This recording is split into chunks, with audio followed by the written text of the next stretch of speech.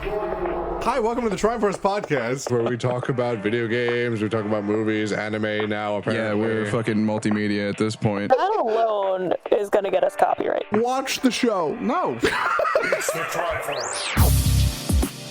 So I'm kind of on the other end of a revelation today that the movie that we are set to talk about, which I'm very excited we're here to talk about. I'm not surprised that you, Colton, enjoyed this one. I adore this movie.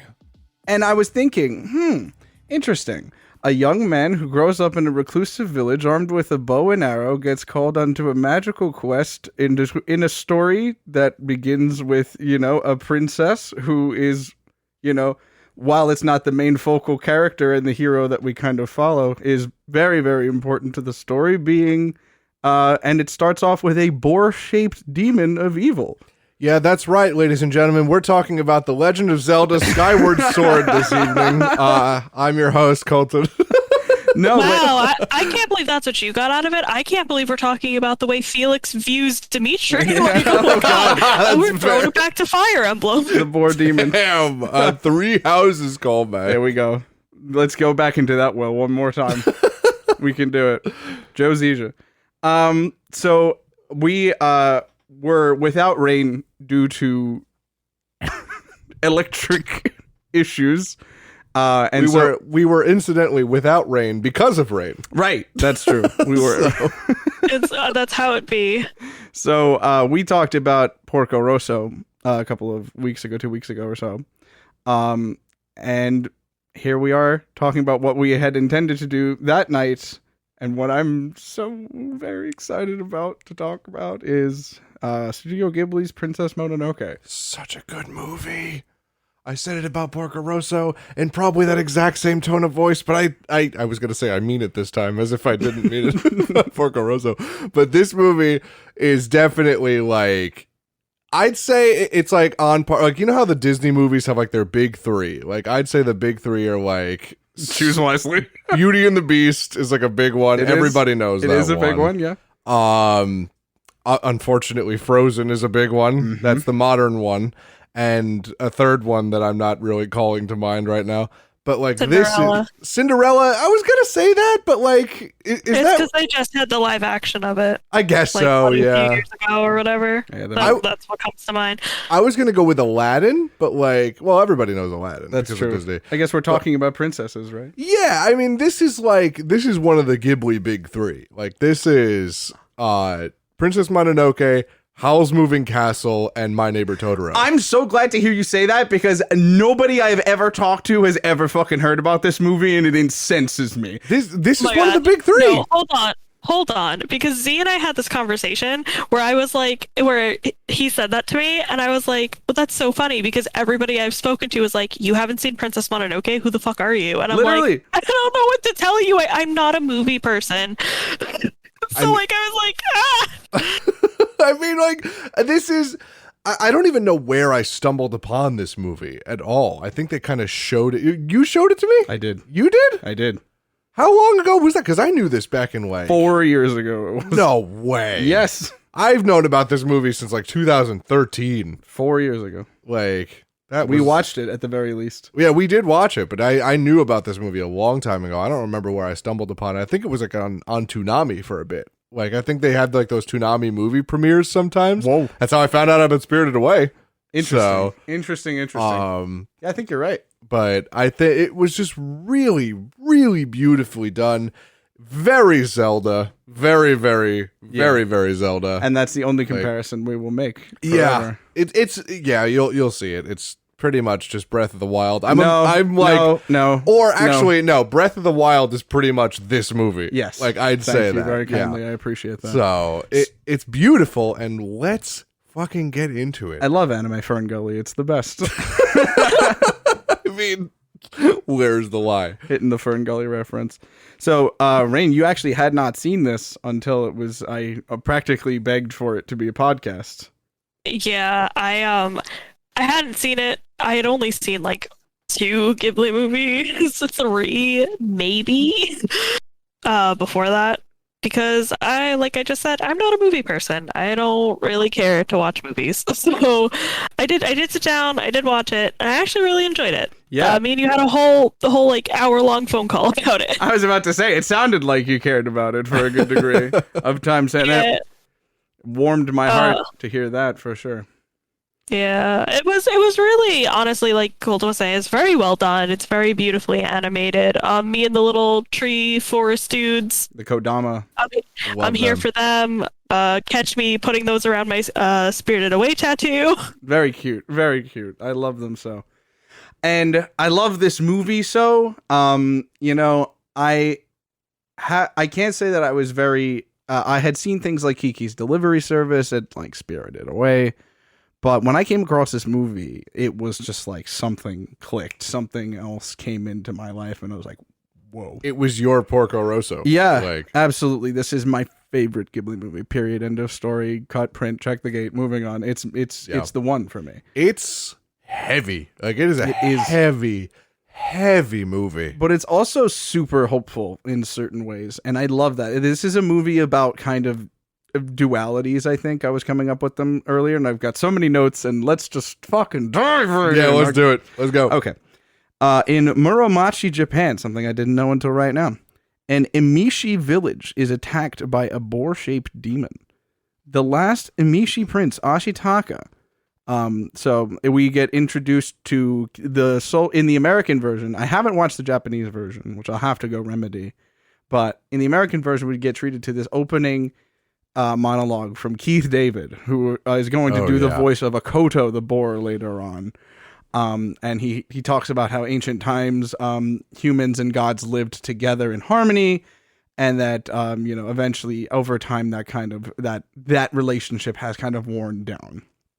I believe it was like the humans were trying to encroach upon the gods' territory, pretty much. For sure. So the gods' forests, and so we get this like thing that is moving around the forest. It's knocking down trees, and there's this little village, and this young man on an elk who's riding out, and he hears from these little girls that they've heard something. He goes to a watchtower where an old man's like, "Oh, I think it's a demon," and they do the thing that I hate, which is which is when someone goes, "Look," and there's very clearly nothing, and then something starts happening. That pisses me off. It's like, how could you know something was coming? Well, they probably have a different vantage point than the camera. But the thing is, little worms start coming through the cracks, and it's this giant, almost spider-like demon of worms. It's got these red eyes, and then the way I would describe it is like, imagine like a slime but with like legs. Yeah. It's horrible. it looked like the Ouroboros from Resident Evil Yes! 5. All right, that is what it looked like. Because I literally stopped and went,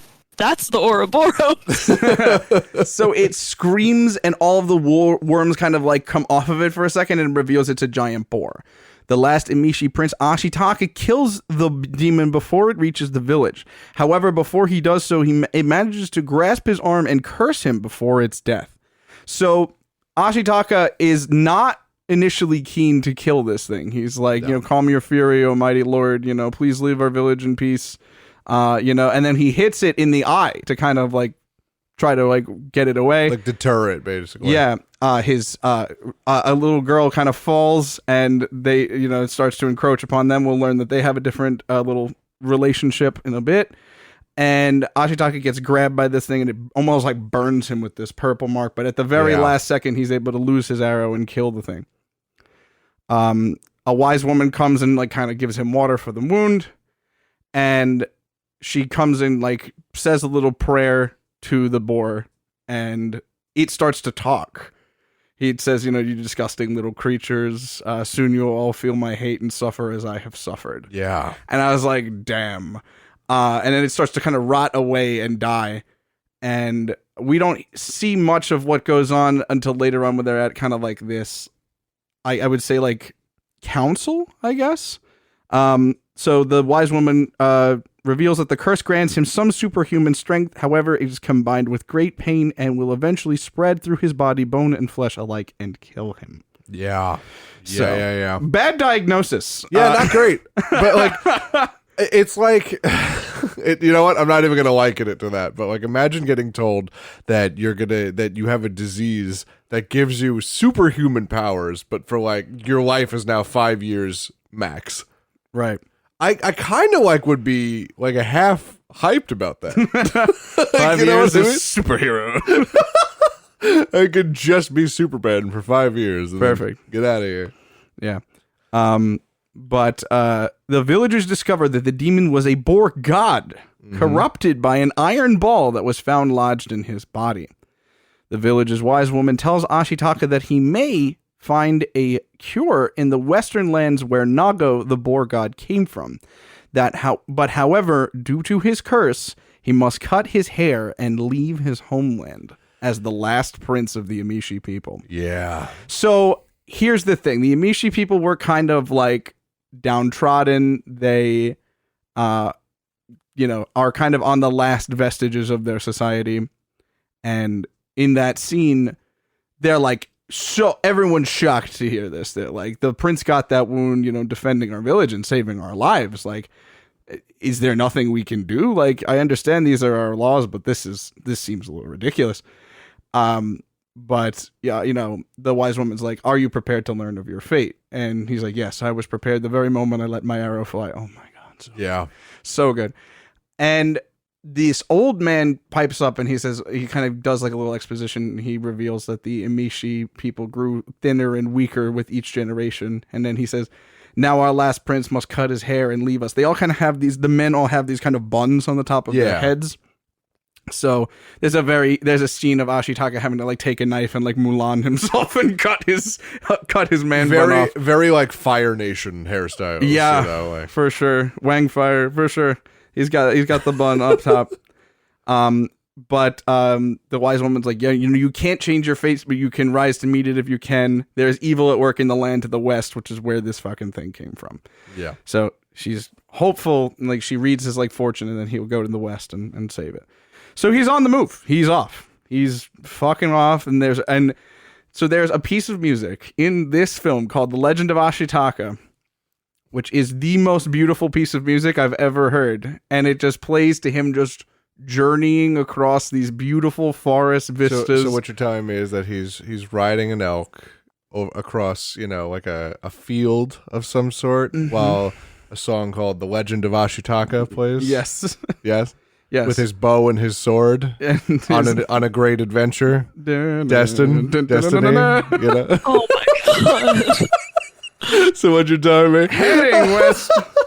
Heading west, Ashitaka meets Jigo, an opportunist posing as a monk who tells Ashitaka that he may find help from the great forest spirit. Does not have a voice that matches him at all. Billy Bob Thornton, yeah, an interesting voice choice. Billy Bob Thornton. Imagine if you want a visual without looking it up. Billy Bob Thornton voices Danny DeVito. Yeah, it's pretty true. Or Wario, obviously. I like Jigo. I think he's a fun character. Him and Ashitaka kind of get into it where he's trying to buy rice in the marketplace with pure gold for whatever fucking reason. Because they're secluded. Like, that's what they trade with in their village. And this woman's like, "Hey, this isn't money. Give me the shit back." And Jigo's like, "Whoa, hold on. That is pure gold, you silly woman. Like, what are you doing?" And he's like, "I love him." He's like, "Good people, is there a money changer in the audience who can help me?" And they determine that it's like worth like 3-4 bags of rice. But Ashitaka's out. He's got his rice, and he's like, "Hey, come on, where you going? We just met." Like he's such a con artist and like a cad. I'm just gonna say, like, my boy is so right, because I too would be like, okay, I see that you're saying it's worth 3 bags of rice, but I got my rice, I'm leaving. Bye. Like, me too. He's right. He's like, I got shit to do. I don't have time for this. Ashitaka is objectively correct, but Jigo is just like, hey, hey, what's going on? I'm just a little guy, He kind of represents that, like, temptation of doing bad. I love him. He's like, and isn't he from the West? Like, yeah. So it's like, it's a representation of, like, kind of easing Ashitaka into the ways of the West. Oh, big time. Because as soon as they meet, there's like people following them, and Jigo's like, "Oh, see, you notice we're being followed. That's what we get for waving that gold nugget around. They're gonna wait until we're asleep and cut our throats. Why don't you see how fast we can run?" Speaking of which, Jigo runs alongside Ashitaka's full elk, a equine being in sandals. Those Yeah, like he weird does. one plank sandals in the middle of the foot. For the whole movie, I'm like, how is Jigo's calves alive? Like, I don't understand. You don't, imagine you don't him- question a man with a goal. I imagine that's how, like, you know, you don't have to be super fit up top, but like when you have to carry all of that stuff around on just those sandals, Jigo's got the legs. Jigo's got He like, skipping like a- he's got hammies like bridge cables. Like they're just, they're fucking crazy. When you wander the earth as a monk, you know. Absolutely. So him and Ashitaka run away from the cutthroats. They have a little dinner. They hang out. And Jigo's like, hey, you ever hear of the Amishi people? They have all of the shit that you have. It's a lovely bowl. I've only seen other like it. Do you know the Amishi people? He's like, yeah, they used to ride red elk and have stone arrowheads just like you. Like, it's so, like, hey, you're a fucking Amishi, right? Just fucking say it, because I know I'm right. And he doesn't say shit. Ashitaka doesn't say fucking shit. He has this little monologue where they're like, just look around to the place where they're camping. He's like, you know, I think the people used to live here, but there was like a mudslide or a fire. The only important thing is that everybody's dead and that everybody dies, boy, from brothel girl to emperor. And I'm like, oh my God. Yeah. The writing in this movie is amazing. But obviously, Jigo talks about the great forest spirit, a deer-like animal god by day, and the giant night walker by night. Ashitaka shows the iron ball from the wise woman to Jigo, asking him if he has ever seen it. Jigo suspiciously hands it back and says, never have. Yeah. Yeah. Ashitaka departs early in the morning the next morning, and Jigo, only half asleep, calls after him, see you soon, stranger. So after that, we kind of cut to on the next section of this. But the beginning sections of this movie, there's something I forgot to talk about. Ashitaka has to leave his home culture. And as he's leaving, they can't watch him go. But his sister, Kaya, the one that almost was attacked by the demon, breaks the rules and comes out to see him. And he says, like, oh, you know, what are you doing? This is forbidden. And she goes, I don't care. Like, I wanted to give you this so that you won't forget your little sister. And it's a crystal dagger. It's like a crystal arrowhead on a necklace. And, you know, they have like their tearful goodbye. And obviously Ashitaka takes it. And that's going to be super important later on in the film. But it isn't mentioned here. So the beginning section of this movie, Ashitaka's journey. What do you think? You're telling me that Ashitaka's little sister gives him an important key item that is used throughout the rest of the movie, and obviously would be impossible without it. Yep. You know? And I don't know about impossible without it, but it holds a lot of significance. I We'll mean, you didn't need the telescope in Wind Waker for a lot of the things. You know, just... Oh my God. Oh my God. Rain, while you were watching this movie the first time, by this point, what were your thoughts? Like, I guess like kind of the plot was introduced and was on the move. So what were you thinking? At this point, I was still upset that the boar died because pigs are my favorite animal. So I was like having emotions from the start because I was like, oh my God, there was a giant pig. What the fuck? So that was my headspace. And then I was like, oh, the thing with his sister was really cute. And I was like, but this bitch really out here breaking like rules. And I was like, oh my God. And then he gets to the town and I was sitting there and I was like, this poor boy doesn't understand. I don't understand. And then I felt bad. So, the beginning of the movie was a lot of me just feeling bad. Yeah, I would say you're correct then. That's a good instinct to have at this point of the movie. Nearby, men herd oxen to their home of Irontown, led by Lady Eboshi, and repel an attack by a wolf pack. So, yeah, we get introduced to the antagonists in a sense. Obviously, they're herding oxen. These two wolves attack. They have guns. And they kind of repel the two wolves, and the soldiers celebrate. But this lady that's, I guess leading them, is like, well, those are just pups. Wait till you see their mother. And a third one attacks, and she screams, it's Moro. And Moro is the wolf goddess. So the wolf pack, so they're all wolf gods, and Moro is the big mommy one. She's big. Yeah. Riding one of the wolves is San, a human girl, who is only at one point in the movie, seriously only once, is referred to as Princess Mononoke. Really? By the way. Riding one of the wolves is San, the human girl. A brief melee ensues with Lady Eboshi wounding Moro with a gunshot and a few men being thrown over the cliff's edge. Right. So Lady Eboshi shoots Moro and some men get thrown off the cliff. These are both two very important sections of the plot happen in this one interaction. Eboshi shoots Moro. She gets away. And when asked, Gonza, who is kind of Lady Eboshi's right-hand man, asks her what to do about the men that fell over the cliff. And she, kind of introducing you to her character, says, they're dead. Get the living home. And she's just, fuck it, we're out. You know, it's going to expend too much time and resources for us to go search for them. Fuck it, let's go. Wow. So that kind of cruel pragmatism of her is important. But some of those dudes who go over the cliff, we might see in a little bit. So yeah, that's Lady Eboshi, voiced by Jane from Tarzan. Wow. Minnie Driver, I believe. Yes. That's fucking crazy. What a turnaround. Like almost the direct opposite character. Yeah. Right. Down below, Ashitaka encounters Moro, San, and the wolves. He asks about the forest spirit, but is rebuffed. I have to talk about this scene because it's hysterical. Okay? So, Ashitaka is going through the forest. He sees Moro. San comes up and does a very famous scene where she, like, kind of starts sucking the blood out of Moro's gunshot wound. Yeah. And she turns around and her earrings ring, which happens many times throughout the movie.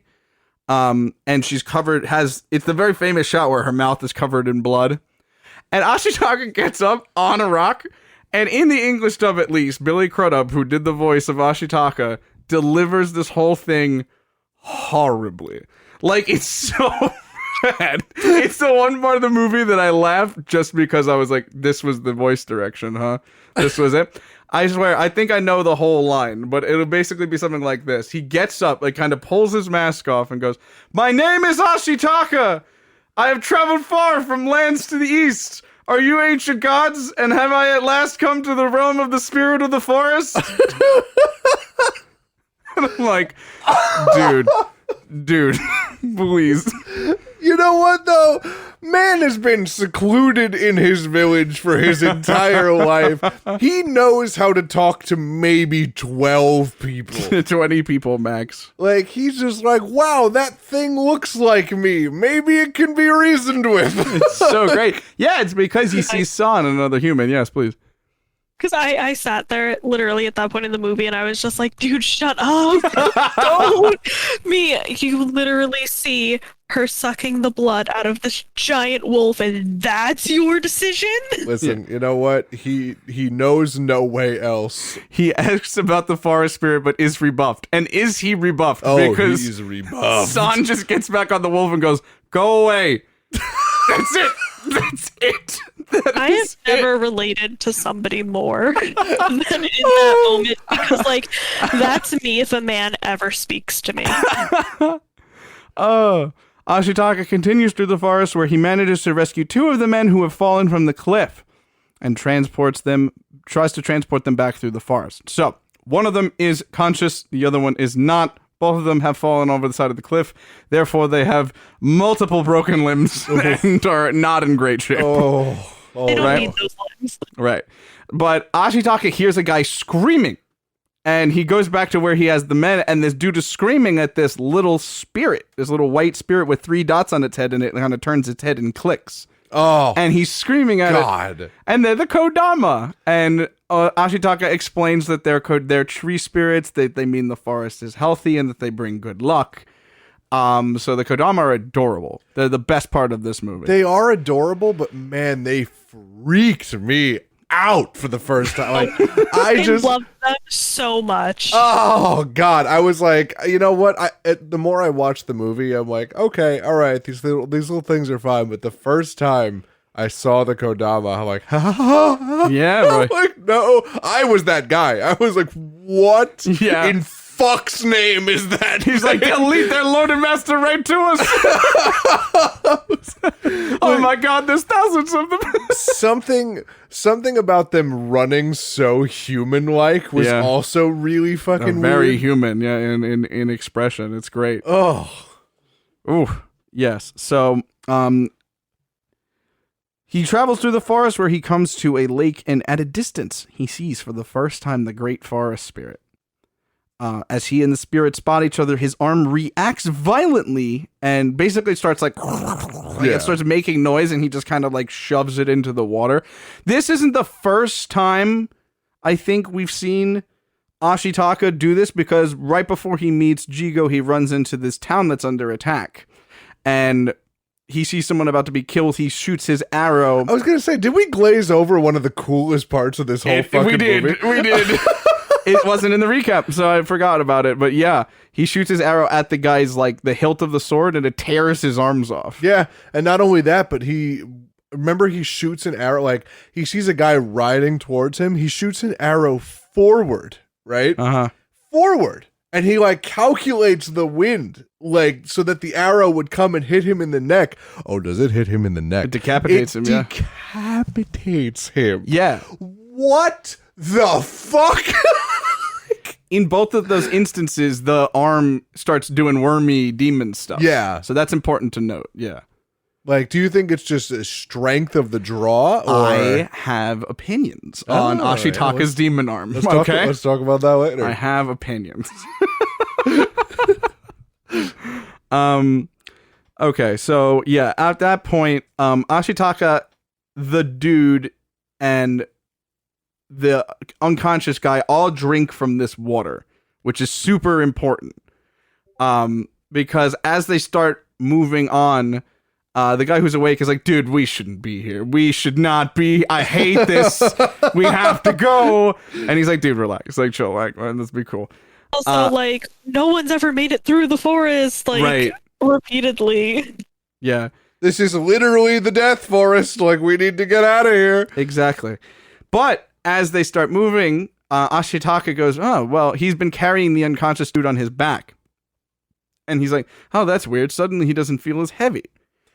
And then the guy on the back of Yakul, who is fucking awesome. He's Ashitaka's mount. He's an elk. He's the best. I'm a Yakul stan. The guy on the back is like, oh, my arm, it doesn't hurt. It's healed. And he kind of like puts it out of his cast, and it like the bone snaps. He goes, oh, still broken.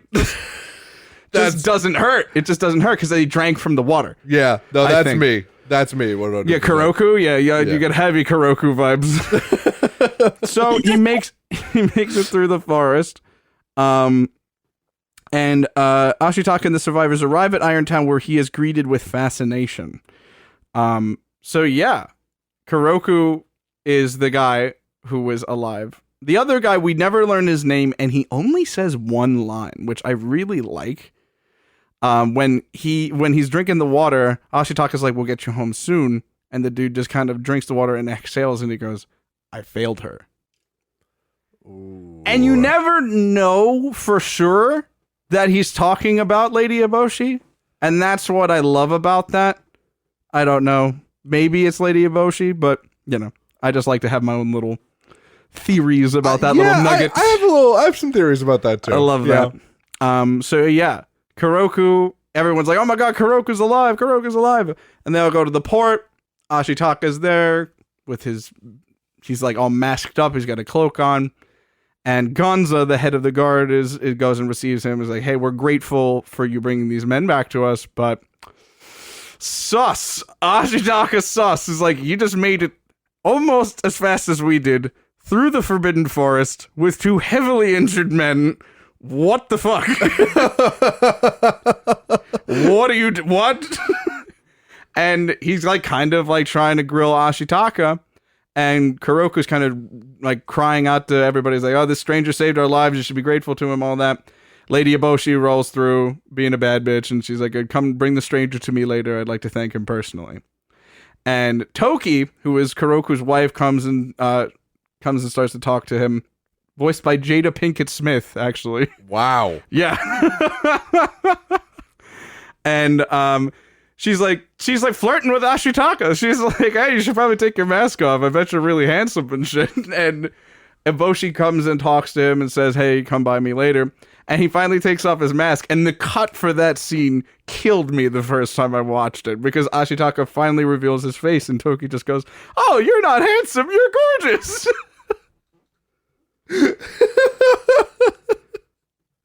Oh my god. I understand Toki. I understand her. Ashitaka learns that Eboshi built the town by clear-cutting forests to produce iron.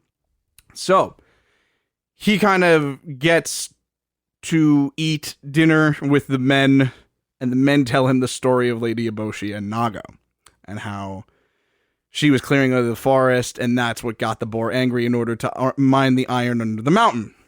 So that's what happened. What eventually happened is her and her riflemen came out, started burning down the forest, and Lady Eboshi shot Nago and turned him into a demon. Oh boy. Yeah. So Wasn't thrilled to hear that. Definitely was not happy to hear that shit. this leads to conflicts with not only the giant boar god named Nago, but a local daimyo named Lord Osano, who is a character you do not see at all, but he is mentioned at least 7 times for no reason. He's like a background character of the plot. Irontown is a refuge for outcasts and even lepers employed to manufacture iron and firearms of the same that wounded Nago. So as he's having dinner with the boys, Ashitaka learns that Lady Eboshi is way more female-centric than male-centric. Like, she recognizes that men are necessary to run a society, but she goes out and pretty cool, like, Lady Eboshi, neutral evil. Like, you know, like... Very neutral evil. She went around buying the contracts of prostitutes. And she's like, come work for me. Come work the iron bellows. Let's go. And they're like down with it. They're like, here we can, you know, the men don't bother us unless we want them to. Like, that's kind of, they have like this freedom of them. And she even kind of takes Ashitaka into this little meeting and eventually shows him all of her secrets. One of which is she has lepers employed to help her make guns. Right. And I also took that to the entire dynamic of Irontown. You know what the fucked up part is? What? If it wasn't for just the rampant encroachment on the gods' territory and the destruction of the environment and just the absolute shittiness of the neutral evil that is Lady Eboshi, Irontown seemed pretty lit. It's because it's what we're used to. Because it's what we're used to. It's what we can understand as being something more akin to society. But, like, not even that. It just seemed like it was a happy place to live. You know? Like, everyone seemed happy. Sort of. You know? You kind of got the sense that it was a hard place to live. Yeah. I think it was hot, and, like, I think that there was a lot of, like, drudgery, but it was, like, a good community. Yeah, but they felt, like, rewarded. I was going to say, yeah, it felt very, like, if you pay your dues, you're good. Yeah, it felt like the work you were doing actually paid off. Mm-hmm. So, Ashitaka and Lady Eboshi have this little meeting, which I think is super important. And he shows her the curse mark, and he shows her the iron ball, and he goes, I believe this belongs to you. And oh boy, he explains his whole story, and she goes, you know, why did you come all the way out here? And he says a line that's super important, which is to see with eyes unclouded by hate. Ooh. That's super important to the whole movie, I think. And Lady Eboshi is so charmed by this that she shows him all of her secrets and tells him all of the things about her, you know, clear-cutting the forest and fighting with Lord Asano. And finally, he shows her into the room with the lepers. And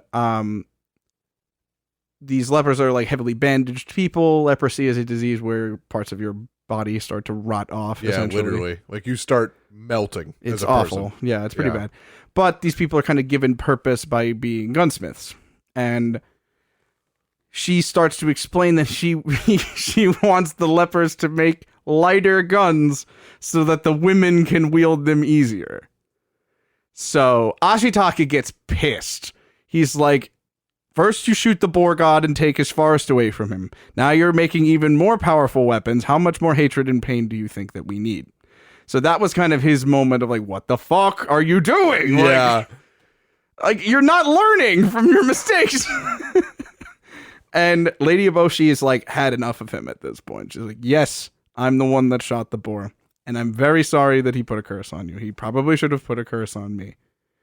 But, you know, whatever. And eventually Ashitaka's arm does the worm thing again and he draws his sword.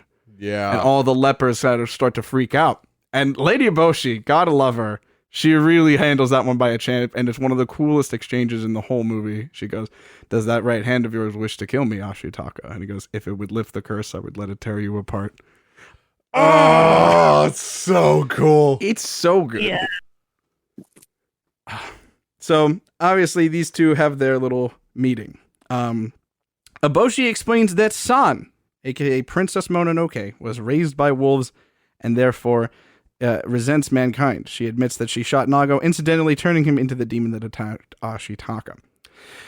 So San is pretty much the Zelda of this little story. San is a human girl who was raised by wolves. We don't know exactly why yet, and this is the instance where Eboshi calls her Princess Mononoke. Yes. She says that once she kills the forest god, and they're trying to kill the great forest spirit because the emperor has offered what they call a hill of gold, what Jigo says, a hill of gold, to anyone who can help him live forever. And they say that the great forest spirit's head, when decapitated, will grant immortality.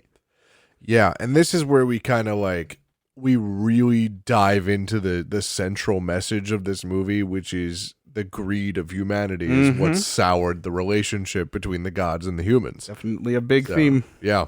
A big theme.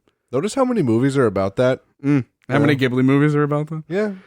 Do you know many Ghibli movies literally are just kind of like, hey, humans suck. Yeah. They're not incorrect. So, at the same moment, San begins to infiltrate Irontown to kill Eboshi. You just hear this kind of watchtower guy start banging on a warning bell, and it's like, it's the wolf girl, the wolf princess is here. And it's so sick because the wolves run up to the dome of Irontown and there's like protruding spikes. So they stop and she uses them as like a push off. She stabs her spear into the wood and then uses it as a springboard to get up to the top of the ramparts. So cool. I love her. Okay, moving on. Okay. So September's in 2 months. September is in 2 months. Ashitaka intervenes and quickly subdues Eboshi and San while they are locked in combat. So this is definitely a thing. Ashitaka got all the ladies love him and they want him to come over and see how they work. So he was pumping the bellows. And then for whatever reason, he just goes, she's here. And he's able to tell that she's just there. Yeah. So San gets into the thing, starts, running around, getting shot at. And eventually Ashitaka intercedes with her. He's like, wait, please, don't throw your life away. Don't do this. They'll kill you, just run away. And Gonza and Lady Eboshi are watching and he goes, should I stop him? And she goes, let him do what he likes. She just doesn't care. Yeah. She doesn't care. Well, because she doesn't think that he can do anything. So San eventually makes it to the main square after Ashitaka kind of gives her a little hand. And she gets shot, but the shot hits the mask, which is very familiar with anybody with Princess Mononoke. And that's another instance when she falls and her earrings do the little ring-a-ding-ding thing. Yeah. I've clearly seen this movie too many times. It subdues Eboshi and San while they're locked in combat. So they have this little duel, and Ashitaka comes out after being threatened by Gonza, and his demon arm does the little worm thing again, but it's way more energy, kind of radiating off him at this point. Yeah. He looks more controlled. Gonza has a Masamune, just a big old blade between him, and he just bends it like it's a paper clip, and he goes, step aside, get out of my fucking way. So fucking cool. And he's carrying San at this point, right? No, he's walking towards her because her and Lady Eboshi are fighting. Oh yeah, and then I'm not gonna say what happens next. You're gonna do that. Yeah. But it was unbelievable. Imagine, if you will, you're sitting there with what pretty much is the peak of technology at the time, which is these unbelievably durable swords. Yeah. These swords are folded over 1,000 times and then made into blades. And this kid, a 15-year-old kid, I think, isn't he He's like a young man. Like He's a very young man. I would say, and you could place Ashitaka anywhere from like the 16 to 18 range. Okay, I would agree with you. All right, I'll say like 18. It's never explicitly stated. Yeah, I'll say like 18. We'll do that. So this kid comes up to you and just bends it back with no effort. Yeah. Not even looking at you, by the way. Yeah, just no. like, and just tells you, step aside. Like, I'd be like, Yeah. Gonza does. Gonza's like, oh my god. Gonza is Gonza. Like, he's out of there. Holy shit, man. He was like, I am in over my head. No one said it was going to be like this. So Ashitaka's about to have a moment. He walks into their battle and he stops San with his arm and he stops Lady Eboshi with his sword. And she's like, what are you doing, boy? And he goes, well, stay your hand. The girl's life is now mine. And San, because she's kind of like a feral wolf girl, she just starts biting him on the forearm. And Lady Eboshi goes, yes, I'm sure she'll make a lovely wife for you. Love her. But then his arm continues to do the snake energy thing, and he starts calling out to the crowd and goes like, people, look, like this is what happens when hatred gets a hold of you. It's eating me alive, and very soon it will kill me. Like, he's trying to call out to the people of Irontown and be like, this is the problem. Like, this is the problem that's going on in your lives, is this right here. And Eboshi has kind of like a long, thin blade, not really sure, but she has kind of like this dagger in the other hand. It's like almost very thin. Can't even really place it. But as soon as Ashitaka mentions that, she goes, I'm getting a little tired of your curse, Ashitaka. Maybe I should just cut the damn thing off. And she goes with the dagger. Yeah, it's like a martial sword almost. Yeah. Yeah. And Ashitaka just hits her right in the stomach with the pommel of his sword, which is this big giant circle. Yeah. And then he just lays San out with just a general punch to the gut. And he has them, Vegeta's her, like, just... he has them both on each shoulder. And he just goes, someone come and take her from me. And I was like, yo, shit. When I was a kid, I was like, damn. Yeah. He really just was like, you know what? I'm done with this. Fuck you. Fuck this. Let's go. Exactly. This is the only way this is stopping. You're tired of my curse, bitch. I'm tired of you. You're tired of my curse. I'm tired of you who started this shit. Like, so, before Princess Mononoke and Lady Eboshi got into their little fight, she's like, oh, you want revenge, do you? I have two women here who want revenge for husbands killed by your wolves. And there's ladies with guns. And they're like, come out here, you little witch. My husband's dead because of you and all that shit. So after that, after someone comes and takes Eboshi, he goes, as for me, I'm leaving and I'm taking the wolf girl with me. And he starts walking towards the front entrance. And someone goes like, no, the fuck you're not. Like, that one of those ladies is like, move and I'm going to fire this gun. And you can tell she doesn't want to do it because Ashitaka just starts walking away. He's like, shoot me. Fucking shoot me. Go for it. If that's really what you have to do, go for it. And like, she's just like kind of like shaking. And some woman actually calls out to her like, what are you doing? And it scares her. She doesn't mean to shoot Ashitaka, but she does. yeah. Shoots him in the stomach, and he just keeps walking. Insane. Nothing. No, nothing but sauce out of Ashitaka this entire movie. Oh, no. The sauce is coming. He's sitting there. He's like, well, that's inconvenient. Anyway. Like, he may as well have turned around and just went, ow. She's literally like, how is he still walking? Like, they're shocked. He walked past Toki and she sees that he's bleeding. She walks back to the main gate and someone's like, look, the gate's been ordered shut. Can't open it.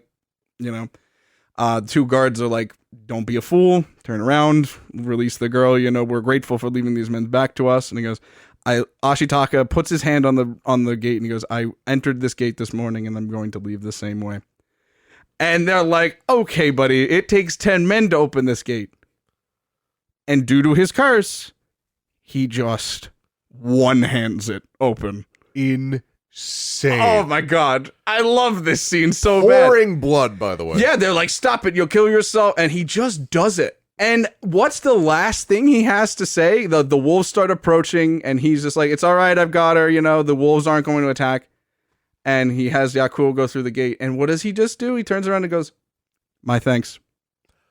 And he walks away. It's so cool. So much so that the whole town is silent, and that one guy just goes, "Good luck, stranger." Yeah. Ashitaka is one of the coolest protagonists ever. Period. Sorry. Yeah. Yeah. He's just like his moral compass is just so fucking north. You know what I mean? I love him. It's just so north. I would say this is one of the only instances of a neutral good I've ever seen in a movie. You know, it's so hard to make a neutral good character. Absolutely. A lot of neutrals, actually. Among now that I the think about it. I think that Moro is a true neutral, or the Great Forest Spirit is a true neutral character. Yeah, easily. Great Forest Spirit, Yes. true neutral character. Lady Eboshi's neutral evil, Yeah. and San is chaotic neutral. 100%. Oh, definitely. Amidst the hysteria, he's shot by a villager, gives him the strength to carry San out of the village. San awakens and prepares to kill the weakened Ashitaka. So he's riding on the back of like Yakul, losing a ton of blood, and then he just collapses at one point. The wolves start to begin to try to eat him, and San's like, "No, he's mine. Get him away. Get away from him." And she starts to talk to him in English, or I guess human. And she goes, "Why did you stop me from killing her? Answer me while you're still alive." And he says, like, you don't have to do this. Like, you didn't have to, you should be able to live. And she's like, "I should actually kill you for saving her, actually." And the moment of this film, and I was talking to Rain about this, and it's one of the parts of the movie that I love the most about these two characters. She, puts the sword to his throat. She goes, "That woman is evil," and he's like, "I'm going, make sure to kill her." And he just looks at her and he goes, "You're beautiful." That scene just makes me feel all like warm and fuzzy. Yeah. Because like she's like so angry and he's just kind of like, "I'm fucking dying. I'm just gonna say it because I'm bleeding out." Shoot your shot, man. Shoot your shot, Ashitaka. He's really just like, "Shoot my shot here. You're beautiful. Here's the truth." Like, I can tell you where my Love blood it. is and is not right now. Oh god. Yeah, no, and she's shocked. She runs like back to one of her wolf friends and they're like, "What is he saying, son? Like, do you want me to kill him?" Like, like just freaking out. But San's kind of really shocked by it, and then Ashitaka starts getting pelted with oh no, very funnily, one of the wolves is like, "What about the elk?" And they're like, "Yes. Can we eat him?" And it's like, "No, you may not." So Yakul does not become dinner, thankfully. Yeah, it's cute. So this is really one of the only times, and I was talking to Rain about this. This is one of the only times where Ashitaka expresses his romantic interest in San. Like the other times it's shown, but it isn't expressly stated.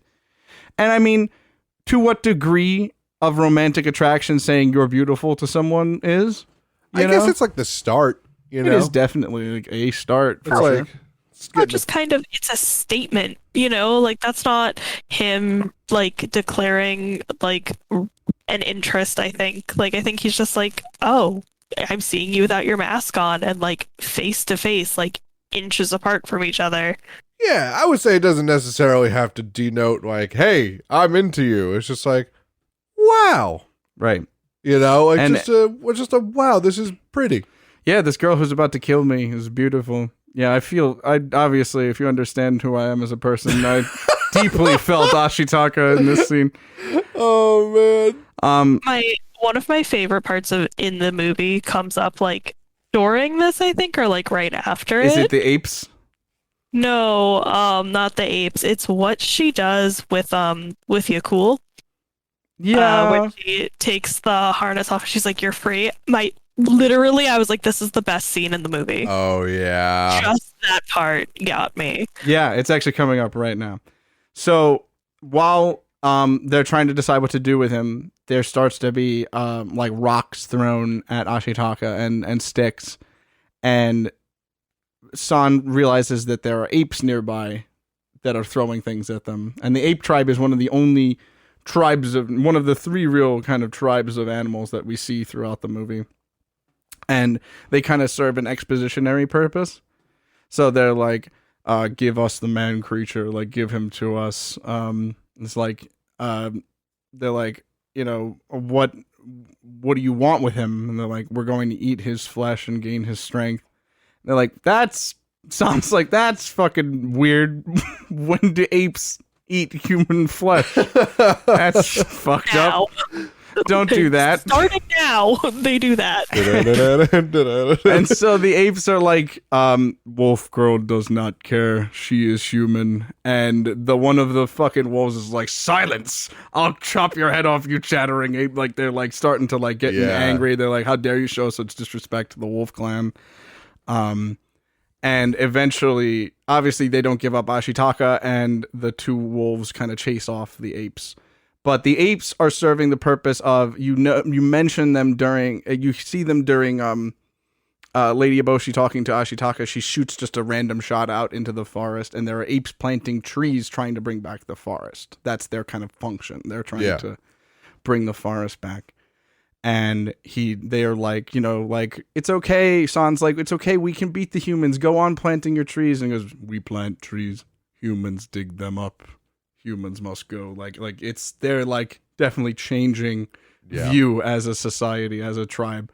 They're like the pivot point. Like they're pulling the beast societies right now in terms of their ideology. Definitely. So Ashitaka still fully bleeding at this point. Yeah. San pulls her into this like healing pool with Yakul, and then, as Rain mentioned, kind of takes the harness off of him and says, oh, you're free now, and whatever. But what does he do? And hangs out by his master and just fucking is a loyal friend. I love Yakul. Yakul's such a good boy. He's the best character. Good man. Yakul's the best character in this entire movie. Anyway, so Ashitaka asks the Great Forest Spirit to heal has obviously come to ask the Great Forest Spirit to heal his curse, but the Great Forest Spirit comes, kind of kills this plant, takes the life away from this plant, and heals Ashitaka's bullet wound and not his curse. So he wakes up the next morning and he's like, the mark's still there. It's a very famous kind of shot. I remember, actually, now that you mentioned it, when it was premiering on Toonami, yes, that was the bump that they played. The mark's still there, and he kind of like puts his head back into the grass, and then goes, they had a bump about something about it's not a bummer if you'll watch fucking Princess Mononoke on Toonami. Something like that. I don't know. Steve Bloom. I love you. Steve, if you're listening, you're not, but But if you are, I mean, DM us, bro. We'll have us on the show. It's up to Puma to boost this to Steve Bloom. Yeah.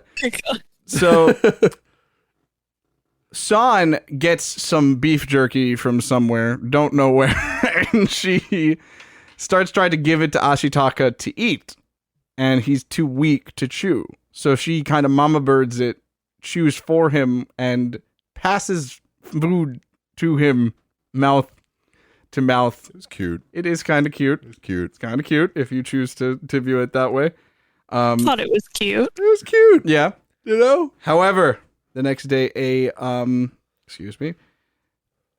next day a boar clan led by the blind boar god Akoto plans to attack Irontown and save the forest. So cool. So sad. Yeah. But so cool. Yeah. You sort of see earlier in the movie when Jigo is kind of explaining that the Great Forest Spirit turns to the Nightwalker at night. That was mentioned earlier. It has two forms, one during the day and then the Nightwalker at night. So there's a scene where Jigo and these huntsmen are watching the Nightwalker turn back into the Forest Spirit in the morning. And they also show Akoto and his boar tribe. He's this giant albino white boar with blind eyes, but obviously Jigo and the rest of them can't understand that from the distance that they see him, and he looks at them and they go, oh, he saw us, but he didn't. So while Ashitaka's kind of laying out there, Moro and the wolf cubs come up and she's like talking to him, and San asks Moro to ask the Great Forest Spirit to save her life, and she goes, "I've lived long enough, San. You know, like I'm ready to go." And it's crazy. Moro kind of accepting mortality as a god is really cool in this movie for me. But the boar gods are very upset because Nago is dead. Yeah. And they accuse the wolves of eating Nago, actually, for a hot second before Akodo shows up. And Akodo's Big Mac Daddy. He's the leader of the tribe. He's fucking enormous. Like, I would say, like, imagine like, oh my god, I forgot the mom's He's name immense. already. Excuse me? I forgot the wolf. Moro. Moro. Yeah. Imagine Moro's like the size of a horse, like a wolf the size of a horse. I would say You so. know? A Clydesdale, like a big one now? Yeah. Akodo is like 6 Moros. He's like a Greyhound bus. He's massive. He is fucking enormous. Akodo's snout is as tall as Ashitaka. Yeah. Like the circle part of the snout is outrageous. as tall. It's outrageous. Fucking real. Yeah. So Moro was like, "Oh, finally Akodo, a boar that'll listen to reason." Yeah. And Ashitaka kind of like calls out like weakly. He's like, "Hear me, gods of the forest. I asked the Great Forest Spirit to heal my curse that I got from Nago. He was a demon, and You know, the more I watch this movie, the more I realize why Link doesn't talk. yeah."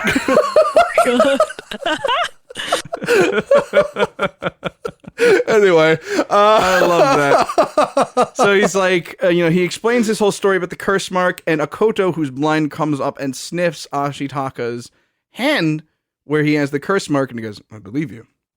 He's like, "Okay, I am only aggrieved and ashamed that such a demon came from our tribe, and all the boars that were talking mad shit are all now like kind of ashamed."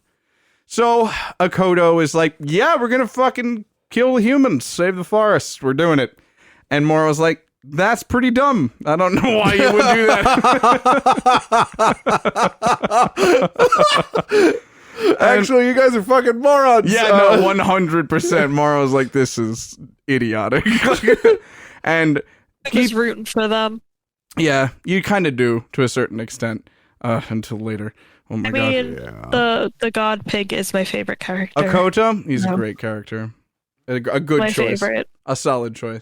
So Akoto has like kind of a sad reasoning. He's like, "Look at my tribe. We grow small and we grow stupid. Soon we'll only be squealing game for the humans to hunt for their meat." So he's Yeah. kind of trying to risk it all on one last battle so This that is they it. can continue to be gods and continue to rule over the forest. Yeah, they're literally down to their last bastion of hope, and It's this crazy. is it. Yeah. So San takes Ashitaka to this little cave cliff hideaway, and starts nursing him back to health, sort of, I would say. Eboshi sets out to kill the forest spirit with Jigo, working for the government, and intends to give the god's head to the emperor in return for protection from Lord Asano. So that's another big thing. Jigo meets up with Lady Eboshi, and he's like, "Hey, I'm here to be ambiguously evil again." And he's like, "Look, when you needed riflemen, I gave you riflemen, all right? We're going to need to be tit for tat here. Like, we're going to need some reciprocity." And he's like, "I've got a letter of pardon from the emperor, forgiving us for cutting off the head of the great forest spirit."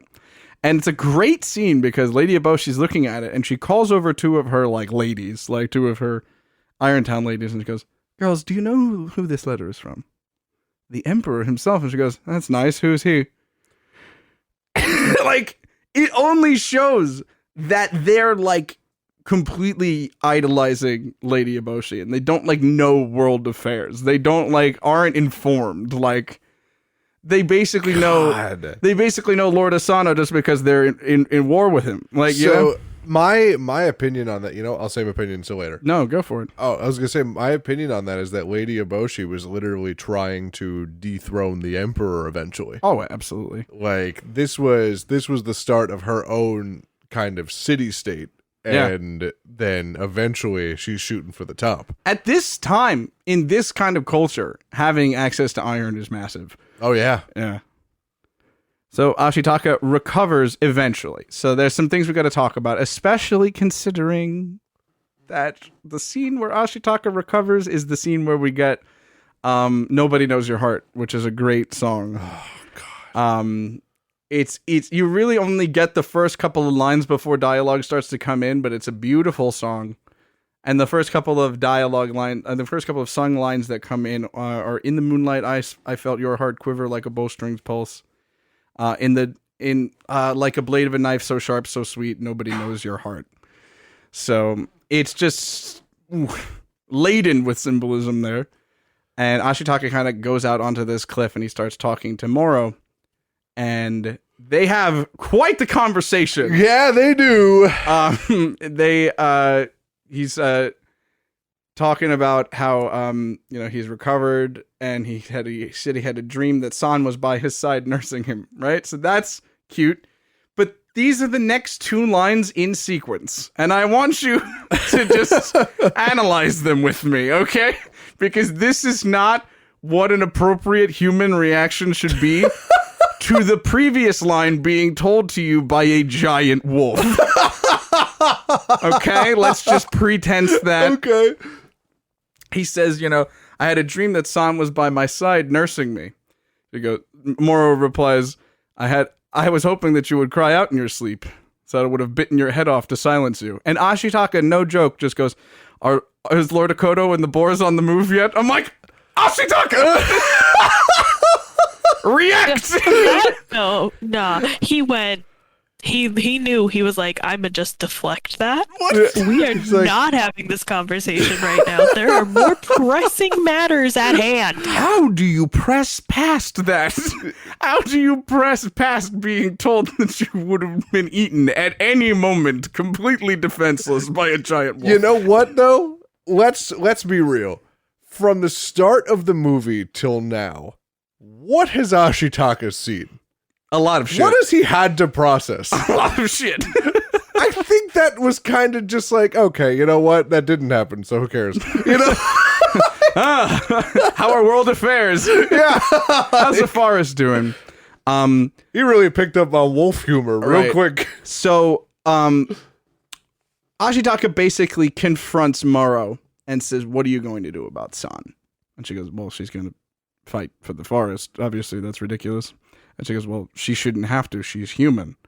And you shouldn't have to make her fight. And she goes, how dare, you're speaking to a god. Like, she, threatens him. Yeah. And, she has a great line where she's like, what would you know? You're a human, and I stay up at night and I feel the wound, the ache of the bullet in my breast, and I hear the trees cry out at night as they die, but you cannot hear them.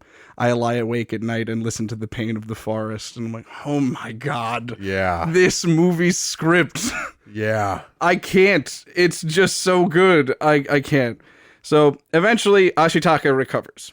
He has a funny scene where he tries to jump out of the cave and his legs are too weak and he just fucking quaps his way down the fucking path. That's a great way to put And it. Yakul is chilling there and he's like, I guess my legs are still pretty weak, huh? Like, why is this part of the movie? I guess because it's meant to represent that it's been a while since Ashitaka has recovered. Yeah. So he's lost strength in his legs. So that's a long time it'd take for him to recover from a bullet wound with herbs and mud. Yeah. And with the power of God. Kind of tough to patch that up. Don't exactly have alcohol and sutures. You have reeds and pond water. So, Real holistic medicine. one of the wolves kind of shows them the way back to civilization. And Ashitaka goes, I have something that I need you to do. Could you please give this to San for me? And he takes off the crystal dagger that his sister gave him. You good? You're right. I'm all right. You're still laughing over there. Because I'm thinking of something entirely different. Oh, and God. No, I'm not. It's a meme. It's literally a meme I saw on Twitter today. Why am I not surprised? A meme? Why don't you? We've spent enough time. Why don't you do it? Nope, I'm Colton, good. do you have something to share with the class? I do not. It's So- going to completely derail this podcast. He asks, "Can you please give this to San for me?" And he takes off the necklace that his little sister Kaya gave him at the beginning of the movie. I'm like, "Hey, remember Kaya from the first 5 minutes of this film?" And he chucks it. He just lobs it over to the wolf, who just catches it in his mouth. And that's going to be important in a sec. But Ashitaka leaves and discovers that Irontown has been besieged by Lord Asano's samurai. So while Lady Eboshi went off with the men to go kill the Great Forest Spirit, the women and the lepers were left to defend Irontown, and Lord Asano decided that that was the time that he was going to strike Irontown. Yeah. There's like a little interaction with one of his messengers that like comes to Irontown and is like, "Hey, you fought well, let's do a peace treaty." And then they just like shoot at him. They like clown on him and shoot at him and like tell him to go away. So he attacks. The Boar clan has been annihilated in battle, and Akoto is badly wounded. Yeah. So This scene San sucks. and the wolves meet up, and she talks to Moro. Lady Eboshi is burning this incense that's meant to kill the animal's sense of smell. Yeah. She's also chopping down trees to make them angry and lure them out.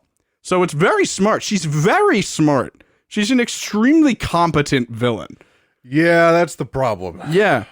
And so San is like, "Mother, Lord Akoto is blind. I need to be his eyes. I hope you understand." She's like, "I understand, San." And so here's another line that talks to us about a possible Ashitaka. This whole interaction is kind of a possible, the only other like combined sequence where we see a lot of possible Ashitaka-San romance. Moro is like, "You know, that boy wanted to share his life with you." And she says, "I hate him. I hate all humans." So she kind of pushes him aside. And the wolf finally arrives that spoke to Ashitaka, and he has the crystal dagger in his mouth, and she goes, "For Ashitaka, for me?" She looks at it, she goes, "Pretty," and then she puts it on. It's kind of tough to wager where she fits after that situation. She know? likes him, but she doesn't want to say anything. Doesn't have to be romantically. She's just Yeah. like, she's coming to grips that not all humans are shitty. Horrible people, right? Yeah, so that's what I think is that. That's what that is. Either way, you know. Either way, that's how it goes. So yeah, it does not go well. The boars kind of start charging wildly. There's grenades and mines. Yeah, It's not great. this scene is so sad because I love Akoto. I love his character, Mhm. and what they do to him is so terrible. Yeah. No, this shit fucked me up. So Akoto is badly wounded. Jigo's men then trick Akoto into leading them to the forest spirit. So San is with Akoto. She's with another one of the wolves. It's also pretty fucked up. It's also pretty injured. And Akoto is just sopping in blood. And he's just like trying to get to the pool of the forest spirit to heal himself. And he thinks that a bunch of his fellow boars are following him because obviously he's blind and all he has is his sense of smell to go on. But it's really a group of people wearing the carcasses of the boars they killed. The boarskin, yeah. The boarskins. Yeah. And Sans keeps trying to like convince him that it's not really them, but he's just kind of so out of it from blood loss that he's like, "Forward, my warriors, forward to the That's so forward sad. to the pool of the great forest spirit." So Stan tries to stop Akoto, but is swept up as his pain corrupts him into a demon. Yeah. So Akoto then kind of goes off the deep end and pulls a Nago and becomes a demon as well. San gets knocked out and is kind of laid over Okoto's snout and is then kind of like stuck to him by all of the wormies. Yeah. So that's where we unfortunately leave our deuteragonist and heroine for the moment. As everyone clashes at the pool of the forest spirit, Ashitaka saves San while the forest spirit kills Moro and Akoto. So, as Moro and Akoto start to fight, Moro is like, "Give me back my daughter." You know, she starts to try to bite San off of Akoto's face while he's like corrupting her with the wormies and also like shoving his tusks into her. It's a grisly scene. Yeah. And Moro eventually, tries to get San away, and does so semi-successfully with Ashitaka's help. And unfortunately, Moro and Akoto are both visited by the Great Forest Spirit. And it's so crazy because you see Demon Akoto and he freezes. Yeah. And the Great Forest Spirit is kind of, Rain, I don't know if you got this. It's like kind of comforting to look at, but it's also kind of threatening to look at. It's extremely unsettling. For Right? Yeah. No, I agree, 100%. It's got like this red face, but it's got like dinosaur legs, and it's got like a deer body, and like, you know, all these antlers.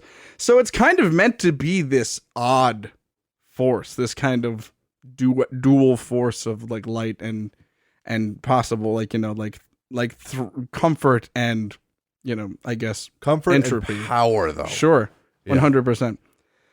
So Ashitaka saves San while the forest spirit kills Akoto and Moro. As it begins to transform into the Nightwalker because it is night, Lady Eboshi decides that this is her time to strike. And she has a unfortunately pretty cool line.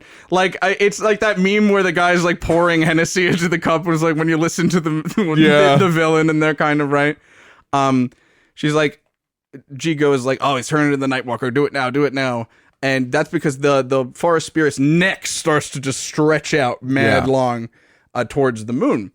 And Lady Eboshi goes, look here, everyone. She's got like a bunch of like her soldiers and shit with her. And she goes, look here, everyone. I'm going to show you how to kill a god. The trick is not to fear him. And I'm like, oh, fuck. That's so hard. That's so hard. I can't not respect that. You know what? I was going to say I love Lady Eboshi, but I don't. You said the perfect word. I respect Lady Eboshi. She's great. She's a great villain. Yeah. So she shoots him, and so Ashitaka originally tries to stop her from shooting him. He throws his sword, and it like sticks into this gun's side, and then for whatever reason, the Great Forest Spirit starts growing moss onto it, and Lady Eboshi starts freaking out. She starts trying to pull it away from like the powder cartridge to shoot it, and she finally gets the shot off, and it decapitates the Great Forest Spirit. Yeah.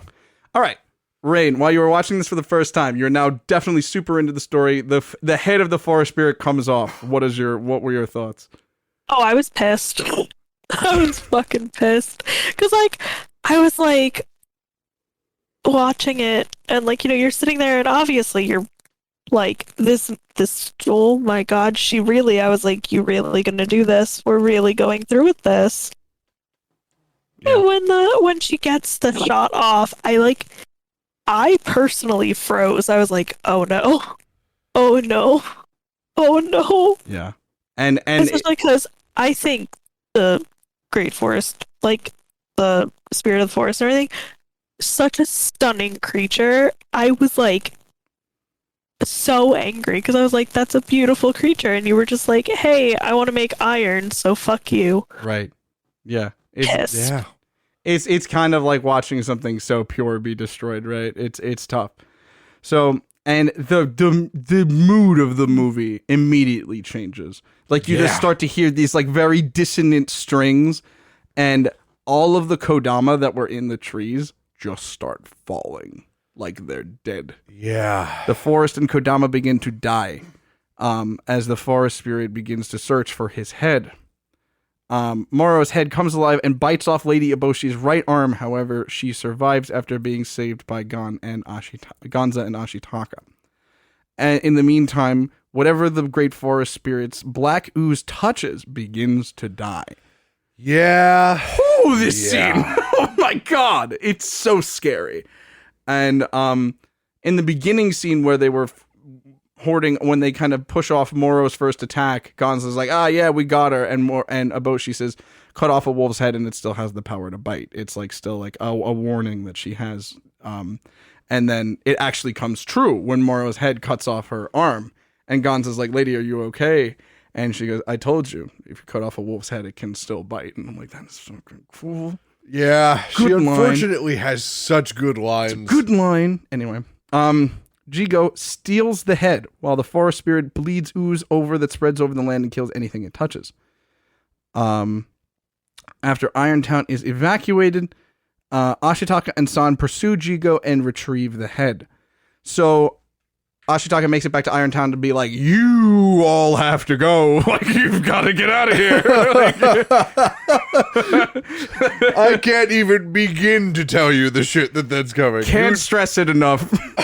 Gotta get moving. All you need to know is you cannot be here. You need to be there yesterday. Knees to chest. Let's go. I want to see some fucking hustle. Yeah, so they're still being attacked by Lord Asano. And Ashitaka goes out to try to find Lady Eboshi earlier in the film. And the guys who left to go fight the spirit have no idea that this has happened at all. So they're like, hey, that's our home. And they fight back against Jigo's dirty riflemen that were trying to kill Ashitaka. He frees one of the wolves, and one of the wolves leads him to San in order for this all to go down. So him and San are pursuing Jigo, who's gotten the head. He's gotten the head. He put it in this like giant vat of preservative jelly, and him and 4 dudes are just kind of like pallbearing it away from the creature. Ashitaka and San pursue Jigo and retrieve the head, returning it to the forest spirit. Ashitaka really puts it on thick when he almost has like this little fight with Jigo, and he's just like, don't make me kill you. And he goes, oh dear, you make it sound so very easy. It's a great little exchange. And eventually Jigo's waiting for the sunrise, because once the sun rises, the Nightwalker will be gone. So he's really banking on the sun rising, and everything's going very, very, very, very wrong around him. And eventually he just kind of relents and lets Ashitaka and San give it back to him. So this is a really interesting scene because they take the head and they hoist it above. Oh no, I'm sorry. So earlier, Ashitaka is talking to San, and she's really upset with him because he let the forest, he let the Lady Eboshi live, therefore the forest spirit died. And he's trying to like tell her that, trying to talk to her, and she goes, get away, I hate you, I hate all humans, or whatever. And she takes the crystal dagger that he gave her, and she stabs him in the chest with it. And I made a moment of highlighting this moment when I was talking to Rain after they watched it. The first thing that he does after getting stabbed in the chest is he hugs her. And he says, I'm sorry. I tried to stop it. Like, I literally tried to stop the Great Forest Spirit from getting killed. And I'm sorry that I couldn't do it. It's such a beautiful moment. I love it so much. Just to think that he's just this kind of being of kindness and forgiveness. Just literally pure good, the character. Yeah. Like, what do you do? What do you do against that? So they hoist up the head, and Ashitaka calls out, Great Forest Spirit, we give you back your head. And coolly enough, the curse mark starts to grow way faster than it has throughout the movie, because it's getting progressively bigger. Yeah, it's like it's up to his neck throughout the movie a little bit. It starts to grow on him. It starts to grow over his face. It starts to grow over parts of him we didn't see it grow over before. It starts to grow on San as well, from being right next to him, which I was always like, what? Yeah. It's the one part of the movie that I tinfoil hat about, because I was like, what do you mean? And he, Great Forest Spirit, we give you back your head. The Forest Spirit grabs the head, and I smacked the microphone. Excuse me. Returning it to the Forest Spirit. The spirit dies, but its form washes over the land, healing it and lifting it. And both healing it and lifting Ashitaka's curse at the same time. Lady Eboshi recognizes the error of her ways and decides that things are going to be quote unquote different, and that they're going to do things in a better way. They can build a better world, as she says. Isn't it amazing that all it took for Lady Eboshi to learn her lesson was to cut God's head off? And get one of her arms cut off? Yeah. Yeah. All it took? Yeah. That's all capitalism normally tends to suffer, as a quick act of God. So that's just a normal everyday in our world now. Ashitaka stays to rebuild Irontown, but promises San he will visit her in the forest. So this is kind of the last bit where we get a hint of romance between the two. I'm not saying the two are the romance. The fact that their romance is so ambiguous and could not be there is one of the best parts about it. Oh, yeah. But she does start off by saying, Ashitaka, you mean so much to me, but I can't forgive the humans for what they've done. Completely fair. Completely fair. But she does start up by saying, like, hey, I like you. Like, hey, like, you're we can do this. And he's like, look, I totally get it. I'll stay here. I'll help them rebuild Irontown, and I'll always be close by to visit you in the forest, which is so cute. Adorable. So cute. Where is my wolf GF? What the fuck? Adorable. Ridiculous. Eboshi vows to build a better town. The forest begins to grow once again, and for the last shot of the film, the first Kodama returns back to the forest. Oh, You just hear the little click of its neck, and the movie is over. And I got to tell you, every time I hear it, Like chills. I feel like something inside me pressed the refresh button, Yeah. By the end of the film. It just hits the spot. It hits the emotional spot. Yeah. I know that we've definitely been talking about it for a while, so let's get a quick wrap up on the plot, and then I have some notes that I would like to share, if possible. Yeah, definitely. So what are your takes? It was just so pretty. It's just such a...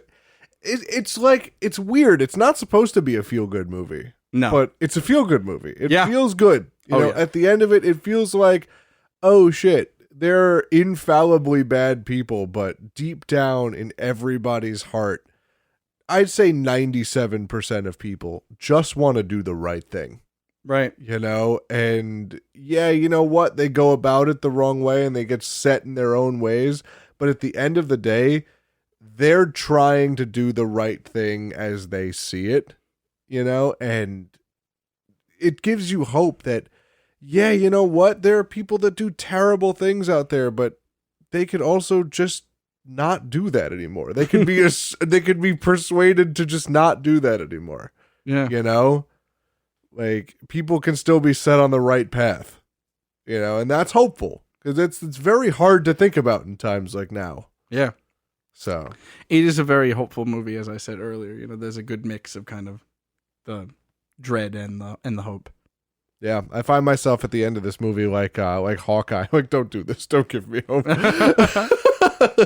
Rain, what about you? I feel like I'm not on that same page. Very good on you that you got hopefulness out of this, but it's a thing with Ghibli movies. They always just remind me humanity really fucking sucks. Yeah. I take this movie and at the end of it, and I had said this when I was on the phone with you right after I had watched it. Yes. And I was like, it's almost so heartbreaking because of how it ends. You don't know if Lady Boshi doesn't just turn around and fuck shit up again. Right. Because you can't be sure that she does change. And at the end where, she's like, well, I can't, forgive the humans for what they've done. She's fucking so valid because there's so much trauma that the humans have caused her. So, I don't get that same hopefulness at the end of this movie or that everybody else gets. I just feel like it's a really big, hey, fix your shit before it ends up this bad. Right. Kind of thing with the movie. It's interesting that you mentioned the trauma inflicted to San by the humans. San is obviously a human girl, and at one point Moro explains that San was a worker's daughter that the parents just kind of threw her at Moro's feet as they fled her, hoping that she would eat their baby and not her. Yeah. So sad. It's just such a sad story. And, that's another reason to obviously fucking hate humanity. But speaking of humanity, I feel like that is a huge kind of central theme here. I have a bunch of kind of themes, a lot of verses that I've found in this movie. Kind of, as I said, dualities, kind of things that are diametrically opposed from each other.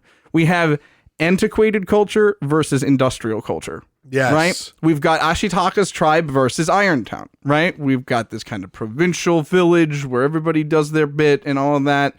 And there's a wise woman and arrows and elks and all that jazz. And then you have Irontown, which has guns and they have a big forge and they're modern and they've got walls, big wooden walls and, a drawbridge and such. So it's meant to kind of say that these are different cultures insofar as their kind of ability to produce and Oh yeah, produce things.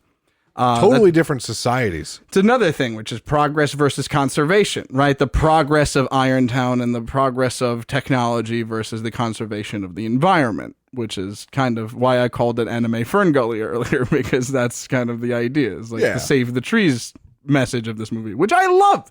This is one of the movies with an environmental message that I'm like, yes, hell yeah. And it doesn't like make it really corny and really, right in your face. It's just, it's very apparent, but like, it's true. Like it gives you such a real life equivalent, Yeah. It's a very natural plot. Yeah. Very natural. That's what I meant. Speaking of which, we've got not only man versus nature, we've got man versus God with, literally man versus God. And man versus nature, right? But we also have man versus self when it comes to San as well. Shit, I forgot my film theory book. Sorry. Is this going to be on the toast? No, I'm just... I'm kidding. I just had like a flashback to fucking college. I'm just like, okay. Oh my god! Right, I just like the looming sense of just fucking Matt Pat being behind me when I got into that. Oh man. Yeah, so those are there, but I also think that's hate versus compassion and peace, which is part of Ashitaka's whole thing, which is to see with eyes unclouded by hate. It's really only mentioned in the wise woman scene and their meeting with Lady Eboshi, but Ashitaka doesn't let like shit go like fly. Doesn't let shit like just happen. He's never complacent. He's always trying to change something. He's always trying to speak out against something. And hate, and that's a big, the hate and pain that turns the boars into demons. Like that's a major part of this conflict.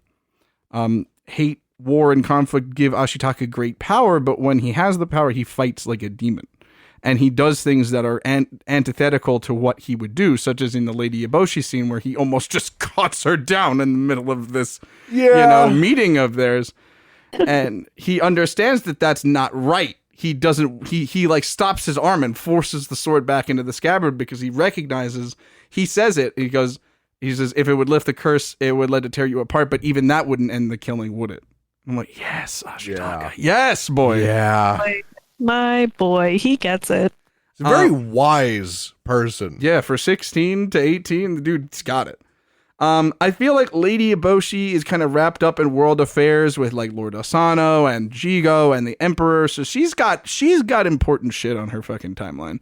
She can't worry about, the forest and the beings, because she's a very important lady who's got people depending on her.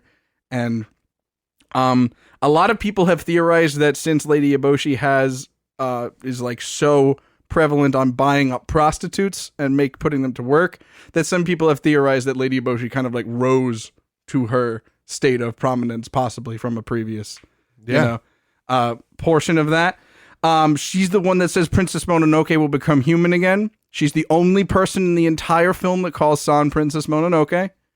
And it's almost like her, I wouldn't say it's her motivation, but it's the way she says it and the way the line is delivered.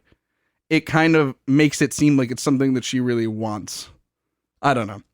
Plus, there's times where she's implied to be kind and good, in like taking care of the lepers or buying women out of horrible abusive situations, possibly, or buying them out of nigh sexual slavery or such of that, That's where the conflict came for me, because it's like she's doing so many good things.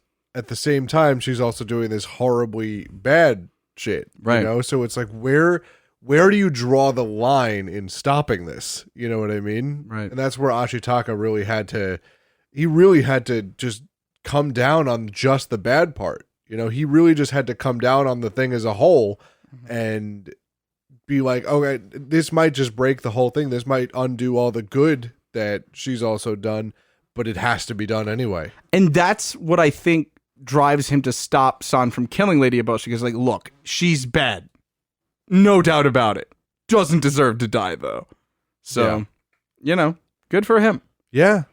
Like, look how she's positively impacted so many people's lives. Do they deserve to have their lives ripped away for this. Right. San being the worker's daughter. I mentioned that story before. Princess of the Wolf Clan, because the other two wolves are boys. I was like, where does she become a princess? And I'm like, it's because the other two wolves are male. Yeah. And the crazy thing about me to San is that she doesn't really know that she's human until she interacts with Ashitaka. Yeah. Which is the craziest thing to me, because I'm like, A, how did she learn how to speak, first of all? B, she has been raised as a wolf her entire life. In the beginning of the movie, she doesn't talk. She just growls and, makes noises. So it's crazy because this child essentially grew up in a situation that no other human being can really conceive of, and is almost robbed of her humanity. And that's almost what I can imagine Lady Eboshi's so bent up about, is like Princess Mononoke finally becoming human and such. So San is the central character of, I think, the plot, but that plot is moved through Ashitaka. Correct. Yes. But also, you said, how did she learn how to speak? Moro was speaking to Ashitaka. Yeah, but I'd imagine that was like on a telepathic sort of type shit. I remember Moro saying to San that she's a human being and telling her that, I always knew you were going to, become a human being again, go back to society. My poor, ugly, beautiful daughter, as she calls her. Yes, exactly. So she has always known that was going to happen. So while obviously raising her as one of her own, she was also kind of like sidelining humanity into her. Yes, Does that make sense? Yes and no, because she was totally willing to let her die for the forest. Yeah, well, that's what I said. But she was giving her the tools that she would need in case she needs to go back. Right.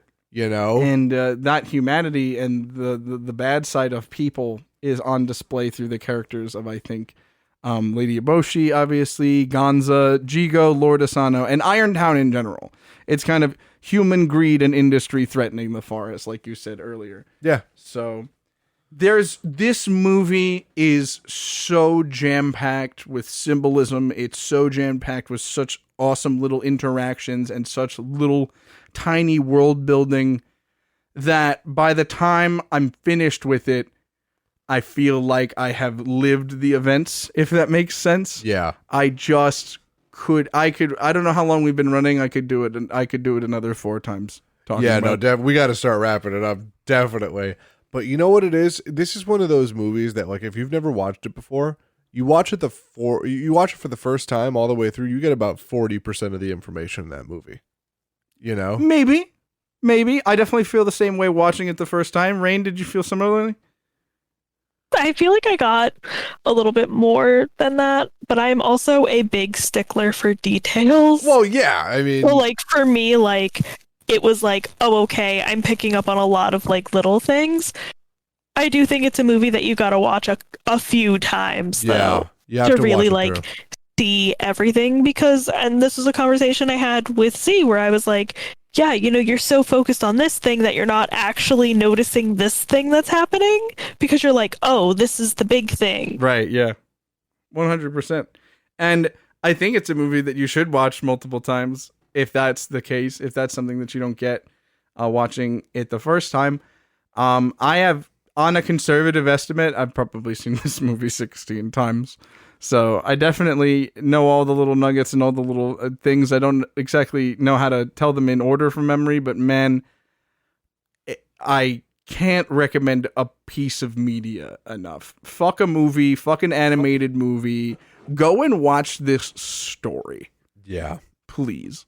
It's beautiful. And it's just so visually pretty too. Yeah. The forest is animated so well. All of the people moving about and all the other all of the scenes, the battle scenes. Yeah, the choreography for the battles are beautiful. Yeah. You know what's cool about them though? I was thinking about this as we're talking this whole time when we're talking about the battle between San and Lady Eboshi. Why does that no problem elude me? You got it. Like, the battle isn't flashy.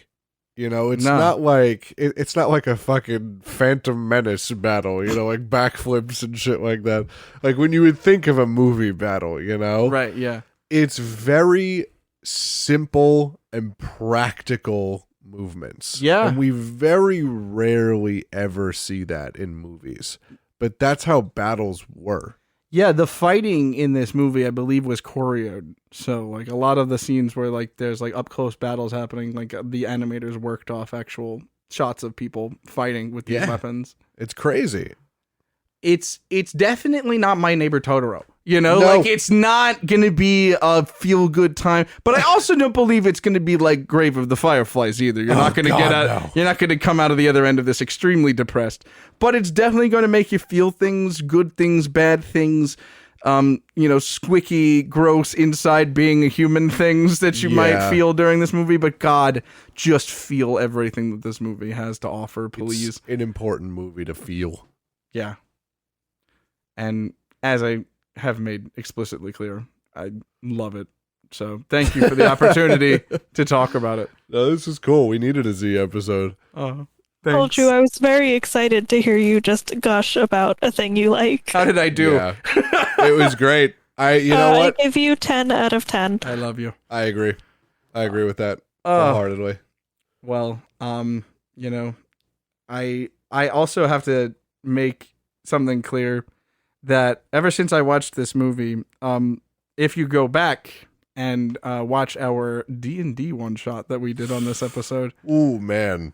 I actually in the opening kind of, I guess as many times as I can fit it into any D&D campaign, and the opening kind of message that I'll give to my players, I will say that there is evil at work in the land to the west. Ever since I've seen this film, so. It doesn't matter where you are in any of my D&D campaigns, there will always be evil at work in the land of the west somewhere. So that explains our current campaign's direction. Yes. Oh, okay. Got it. Westward expansion. That's Oh, right. we're in the forest. Yep. Oh, okay. Tribes It's all of coming animals. together. Tribes of animals. Anyway, please yeah. go see this movie. Please watch this movie. It is on Amazon Video. It's on HBO Max. It's on HBO Max. You can watch it in English and enjoy the wild English voice cast. You can watch it in Japanese. I have not personally watched it in Japanese, but I think I'm going to go do that tonight. Ooh, sick. Yeah, because now I've talked about it. I need to. It's like a tease. I have to go see it now again. I have to have it watch it pass in front of my eyes. All right. Well, please tell us how it is. Tell us if it's any better. I want to see what the original like captions, and I know that the "You're Beautiful" scene is different in Japanese to English. Oh, really? Because in the English version, she says something like, "Oh, I should kill you for saving her. This woman's evil," or something. And in the Japanese, she says, "I'll cut your throat. That will shut you up." And Wow. yeah. So if you look at the meme, there are two different versions. There's a great Felix and Sylvain of it, by the way. Rain, if you Yeah, I know. I have that image saved on my phone. So, just to throw back to our Three Houses reference. But yeah, so I'm excited to see if it's any different for sure. Hell yeah. So I'll have to recommend either version though, just because of how visually stunning this film is. Yeah, I'm sure we'll get that. I'm sure we'll get the recommendation on Twitter. If you watch this movie, tweet me at Uneasy. Please tell me how you felt about it. Please, Yeah. I need more people to talk about it with. Dude, we should just have a Ghibli marathon. Yeah, I would love that. Wait, we should all do. Well, yeah, I want to watch all the other ones. Yeah. Yes. Rain, have you seen Porco Rosso? No, I haven't. Let's go. Yeah, let's go. All right. Go plant a tree. Go be kind to the forest. Absolutely. And if you find a wolf girl in the forest, just don't agitate her. Make sure to tell her she's beautiful. Tell her she's beautiful, but like, oh, and if a giant wolf tells you that they'll bite your head off, react. Ignore that and just continue on with exactly what you were going to say originally. Good night, filthy humans.